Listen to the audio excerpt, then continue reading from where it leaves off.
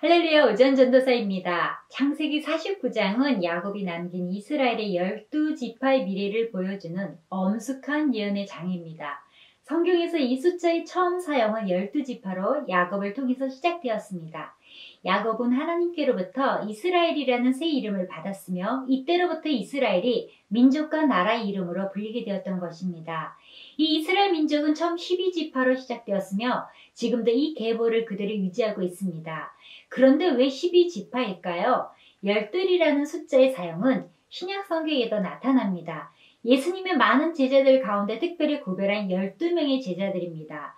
12명 중 가롯 유다가 빠졌을 때 굳이 한 사람 마띠아를 더 뽑아 12명을 채운 것은 왜일까요?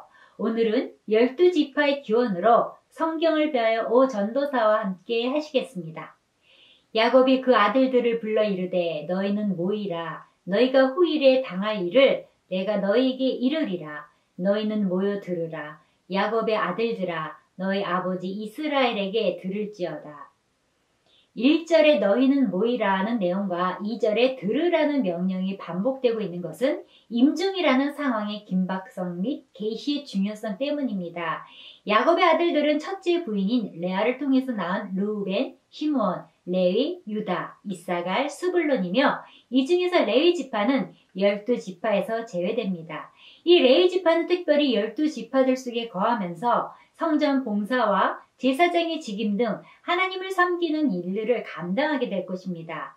둘째 부인인 라헬을 통해서는 요셉과 베냐민이 태어나게 됩니다. 그러나 요셉에 대해서는 이후에 12지파를 말할 때 요셉 지파라고 말하지 않습니다. 그 이유가 바로 지난 시간에 요셉의 두 아들이며 야곱의 손자들인 에브라임과 므낫세를 야곱이 자신의 양자로 받아들여 각각의 몫을 축복함으로써 요셉은 특별히 두 지파를 형성하는 축복을 받게 됩니다. 그 다음에 라헬의 몸종인 빌하를 통해서 단과 납달리가 레아의 몸종인 실바를 통해서 갓과 아셀이 태어납니다. 태어난 순서대로 볼 때 12지파는 르우벤, 시므온, 유다, 단, 납달리, 갓, 아셀, 이사갈, 스불론, 므낫세, 에브라임, 베냐민인 것입니다. 르우벤아 너는 내 장자여 내 능력이여 내 기력이 시작이라 위풍이 월등하고 권능이 탁월하다마는 물의 끊음 같았은즉 너는 탁월하지 못하리니 내가 아버지 침상에 올라 더럽혔음이로다. 그가 내 침상에 올랐었도다.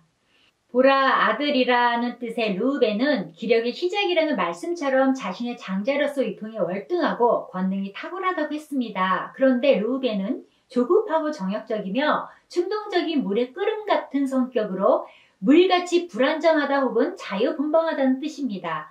르우벤이 이런 예언을 들은 것은 그가 아버지 침상에 올라 서모 빌하를 범한 일을 말한 것입니다.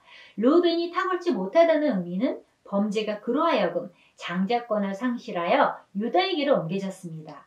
이러한 결과는 주님의 족보에 그대로 기록이 됩니다. 마태복음에는 아브라함이 이삭을 낳고 이삭은 야곱을 낳고 야곱은 유다와 그의 형제를 낳고 라고 서술하고 있으나 누가복음에는 형제들에 대한 언급마저 없이 아브라함, 이삭, 야곱, 유다, 베레스로 이어집니다. 시므온과 레위는 형제여 그들의 칼은 폭력의 도구로다. 내 호나 그들의 모의에 상관하지 말지어다. 내 영광아 그들의 집회에 참여하지 말지어다. 그들이 그들의 분노대로 사람을 죽이고 그들이 혈기대로 소의 발목 힘줄을 끊었음이로다. 그 노여움이 혹독하니 저주를 받을 것이요 분기가 맹렬하니 저주를 받을 것이라. 내가 그들을 야곱 중에서 나누며 이스라엘 중에서 흩으리로다. 시므온과 레위는 형제요란 이들이 기질적으로 유사했기 때문에 형제라고 표현되었습니다. 잔인성을 나타내는 그들의 칼은 폭력의 도구로다 말합니다. 그것은 야곱의 딸 디나가 세겜에서 강간을 당한 후 시므온과 레위가 그 성을 습격하여 모든 남자를 죽인 사건을 두고 말한 것입니다. 그때 이미 야곱은 그들의 행위를 엄하게 꾸짖었는데 여기서 다시 한번 혹독하게 책망하고 있습니다. 내가 그들을 야곱 중에서 나누며 이스라엘 중에서 흩으리로다는 흩어짐과 분리의 저주를 선포하고 있는 부분입니다. 성경에 보면 시므온 지파는 그 수가 적을 뿐 아니라 유다 지파의 기업 중에서 기업을 얻었고 레위 지파는 다 흩어져 거주하였습니다. 유다야 너는 내 형제의 찬송이 될지라. 내 손이 내 원수의 목을 잡을 것이요 내 아버지 아들들이 내 앞에 절하리로다. 유다는 사자 새끼로다. 내 아들아 너는 움킨 것을 찢고 올라갔도다. 그가 엎드리고 웅크림이 수사자 같고 암사자 같으니 누가 그를 범할 수 있으랴. 규가 유다를 떠나지 아니하며 통치자의 지팡이가 그 발 사이에서 떠나지 아니하기를 실로가 오기까지 이르리니 그에게 모든 백성이 복종하리로다. 그의 나귀를 포도나무에 매며 그의 암나귀 새끼를 아름다운 포도나무에 맬 것이며 또 그 옷을 포도주에 빨며 그의 복종을 포도즙에 빨리로다. 그의 눈은 포도주로 인하여 붉겠고 그의 이는 우유로 말미암아 희리로다. 찬양이라는 뜻인 유다는 형제들에게 칭송을 받을 것이며 원수들의 목을 잡는 통치권을 발휘할 것이며 형제들을 다스리게 될 내 아버지의 아들들이 내 앞에 절하리라는 그 축복의 예언대로 온 이스라엘의 찬송을 받는 인물들이 배출되었습니다. 그 대표적인 인물로 통일 왕국의 최고 전성기를 이뤘던 다윗 왕과 솔로몬 왕을 손꼽을 수 있습니다. 규나 통치자의 지팡이는 왕권을 상징하는 증표물로 권위를 나타내기 위해 항상 휴대하였습니다. 규가 유다를 떠나지 아니한다는 것은 왕권의 지속됨을 의미합니다. 실로는 평강의 왕이신 예수 그리스도를 가리키는 말입니다. 예수 그리스도는 유다의 후손으로 예수님에 의해서 통치권이 완성될 것을 암시합니다. 유다는 사자 새끼라고 묘사합니다. 성경에서 상대방을 제압하는 힘을 가진 존재를 비유하기 위해서 메시아가 나타나셔서 원수들을 멸망시킬 것에 대한 예언으로 확대 해석할 수도 있습니다. 유다는 영적 축복뿐만 아니라 물질적인 축복도 풍성하게 받았습니다. 나귀를 포도나무에 매멸한 히브리인들은 평화시에 나귀를 타고 여행합니다. 나귀는 대개 잡목에 매어 두기 마련인데 포도나무가 너무 흔하게 되어 나귀를 그 나무에 매어 두게 될 것임을 예언하고 있습니다. 스불론은 해변에 거주하리니 그곳은 배 매는 해변이라 그의 경계가 시돈까지 이르로다. 스불론 지파가 직접적으로 해변에 거주하지는 않았지만 시돈이라는 도시는 무역과 밀접한 관계를 가지는 것들로서 이들은 스불론 지파가 상업을 중시할 것에 대한 암시를 줍니다. 이사갈은 양의 우리 사이에 꿇어앉은 건장한 나귀로다. 그는 쉴 곳을 보고 좋게 여기며 토지를 보고 아름답게 여기고 어깨를 내려 짐을 메고 앞제 아래에서 섬기리로다. 건장한 나귀란 골격이 좋은 나귀란 뜻으로 이것은 이사갈 지파가 튼튼하고 힘이 센 종족이지만 앞제 아래에서 섬기리로다는 말은 노예 족속이 될 것이다 라는 것입니다. 단은 이스라엘의 한 지파같이 그의 백성을 심판하리로다. 단은 길섭의 뱀이요 샛길의 독사로다. 말굽을 물어서 그 탄자를 뒤로 떨어지게 하리로다. 여호와여 나는 주의 구원을 기다리나이다. 단은 그 이름이 재판관이라는 의미를 가졌듯이 이 예언은 단의 후손인 삼손에 의해서 성취되었다고 볼 수 있습니다. 여기서 독사에 해당하는 쉐피포는 맹독을 지니고 있는 뿔 달린 살무사를 가리키는데 말과 같은 짐승도 한 번 물리면 즉사할 정도로 독성이 강합니다. 따라서 이는 단지파가 비록 적은 무리지만 강대국과 싸워 승리할 사실을 의미하는 것 같습니다. 갓은 군대의 추격을 받으나 도리어 그 뒤를 추격하리로다. 복되도다는 뜻의 갓은 용감성에 대한 이스라엘 백성들이 강인한 인내와 투쟁의 모습과 승리의 모습을 예표로 보여주고 있는 것입니다. 아셀에게서 나는 먹을 것은 기름진 것이라 그가 왕의 수레상을 차리리로다. 기쁨의 뜻이라는 아셀 지파는 후에 땅이 기름지고 수산이 풍부하여 땅에서 나는 곡물이 왕의 식탁에 올려지는 존귀한 식물로 쓰임 받으리라는 것입니다. 납달리는 노인 암사슴이라 아름다운 소리를 바라는도다. 납달리 지파가 마치 사슴처럼 외부의 공격으로부터 자기를 방어하는데 매우 민첩하고 능숙한 자들이 될 것임을 예언한 말입니다. 요셉은 무성한 가지 곧 샘 곁에 무성한 가지라. 그 가지가 담을 넘었도다. 샘 곁에 심겨진 나무는 자연의 재해를 당하지 않는 축복을 지닌 것처럼 항상 번창할 것이라는 의미입니다. 그리고 그 가지가 담을 넘었도다는 해석은 요셉이 애굽에서 형제들과 아비의 가족을 구원하였듯이 이후로도 여전히 요셉 가문의 은택이 다른 지파들에게 미치게 될 것임을 예언합니다. 베냐민은 물어뜯는 일이라. 아침에는 빼앗은 것을 먹고 저녁에는 움킨 것을 나누리로다. 베냐민은 물어뜯는 일이라는 별명은 잔인하고 호전적인 성격을 생생히 묘사한 말입니다. 베냐민 지파에는 용맹한 자들이 많이 있었습니다. 이스라엘의 초대 왕이 된 베냐민 지파 기스의 아들 사울에게서 찾아볼 수 있습니다. 이들은 이스라엘의 12지파라. 이와 같이 그들의 아버지가 그들에게 말하고 그들에게 축복하였으니 곧 그들 각 사람의 분량대로 축복하였더라.